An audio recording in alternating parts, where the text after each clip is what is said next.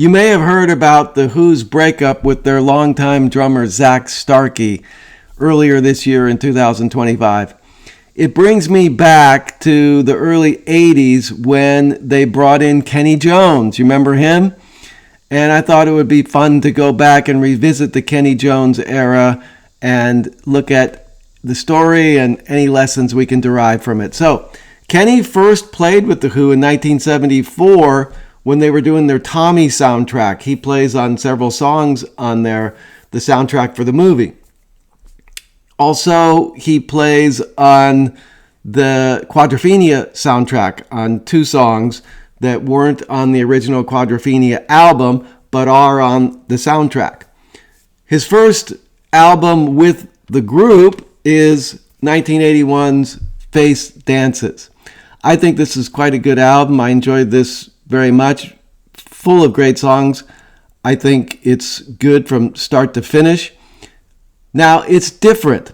And this is the thing. When Pete asked Kenney to join, apparently he told him he wanted to take The Who in a little bit different direction musically and that Kenney's drumming would be perfect. Kenney is not as bombastic, a hard hitter, and as, so many flourishes as Keith Moon. Of course, nobody's is going to be Keith Moon, but he doesn't have nearly that style. He can play. He can play his ass off, but it's hard for him to mimic Keith Moon. Pete assured him that wasn't necessary. Well, on this album, I think it's a great marriage. It's a scaled back version of The Who.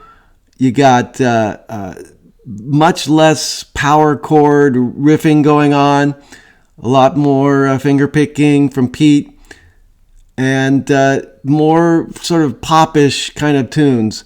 Best exemplified in the hit single, You Better, You Bet. Now, of course, the problem is you put out the album, it's the statement you want to make, that's great, but then you got to go on tour as well, and you got to play some of the old songs as well. But Kenney doesn't drum like Keith. Now what? Well, I believe what happened is when they first started off together, and I think they went on tour even before this first album came out, they were on fire. Kenney was really pumped up and really working it and trying his best to give the life to the songs similar to what Keith did. And then when they toured the album, he did his, of course he's always doing his best again, but maybe there started to be a bit of a dip in energy. And anyway, Roger started to be dissatisfied with his playing. Roger's standing out there in front. He's galvanizing his energy from the music, and he just felt like he wasn't feeling it as much. I think he says it was hit or miss. Some nights it would be fantastic. Other nights it would be more plain, and there got to be too many of those plain nights than he would like. In any case, they went on next year to release this album called It's Hard. Probably not as good as Face Dances, but quite a good album still. I love the song I've Known No War. That's one of my favorite Who tracks. Great lyrics, great everything. This has the single Athena on it. This, though, has a rougher sound, a muddier sound. I'm not great at describing these production qualities, but it doesn't sound as clear and shiny and just sonically pleasing as Face Dances does. Apparently, Roger told Pete we shouldn't even release this thing. It's not up to our standards, but Pete says, nah, it's good enough. We're releasing it. This turned out to be Kenney's last effort with the band. Again, just like with Face Dances, I think he perfectly fits the material, does a very, very fine job, and I go back to these albums quite often when I feel like listening to The Who. Then they decide to go on tour, but this time Roger's kind of had enough. Pete's had enough. Pete's had some substance abuse problems. I think also his solo albums had been doing well. He's ready to take off on his own. He also wants to pursue some other things, literary efforts and so forth. So they decide that 82 tour is going to be their last tour. So they tour the world. They say goodbye. They release a live album, which comes out, I believe, in 84. They resurface again for Live Aid, the big charity concert in London, and or was it Wembley? I don't remember, but anyway, it was a big show in the UK, and there was one in the US. But the Who reformed for that. Kenney was there. They did a few tracks. I think they come off quite well.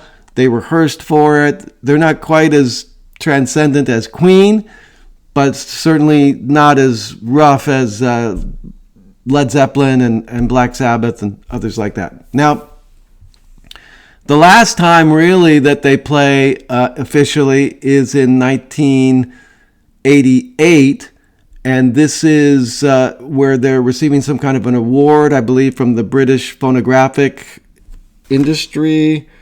Yes. And Kenney's there. They play a few tracks, but even to that moment, this is the Who. To the extent there is a Who, Kenney's part of it.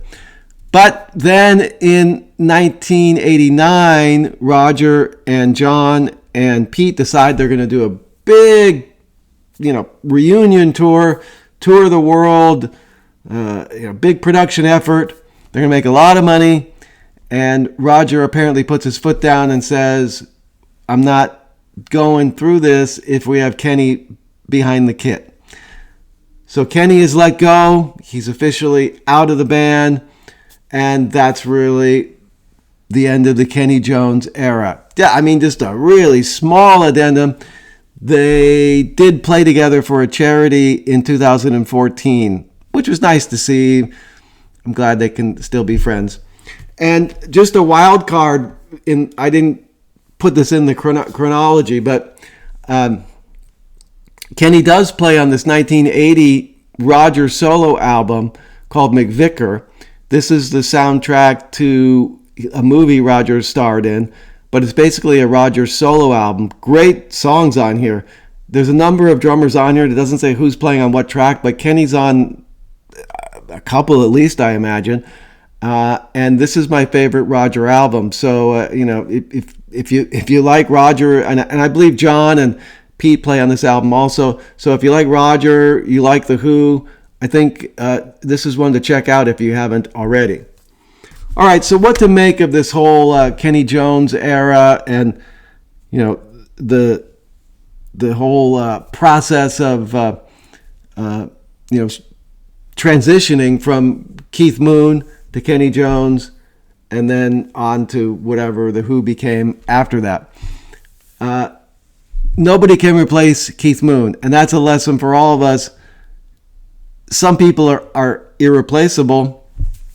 Now, sometimes you have to put somebody in that position, which is an impossible task for somebody to take, and I think Kenney was heroic in taking on this task. Now, sure, it probably seemed to some extent like a great career opportunity. The Who were obviously a big league, touring and recording band at that time. One of the classic, famous bands of all time. So I'm sure there's a part of Kenney that saw that, but I think he didn't need it really, and he would have been okay in the next band he was going to be in. I think he did it to help out Pete. I think he did it in memory of Keith, whom he also loved. Probably didn't know him as well as the guys in the Who, but he certainly loved him in his own way. And so, one of those things, you make these kind of decisions, and if nothing else, you got Pete Townsend sitting in front of you asking you, please, will you do it? I think any of us might have found that hard to say no to.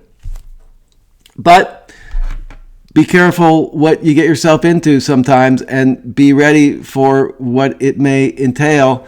And it's not all going to be roses. And Zak Starkey has discovered this same lesson all these years later. But just like Kenney, I'm sure Zak will land on his feet quite well. So in celebration of The Who and all their drummers, from Keith to Kenney to Zak to whomever else will play with them, we salute you. Thanks for watching. Please give us a like on this video. Love to hear your comments on any of this. And please subscribe to my channel. Take care till next time.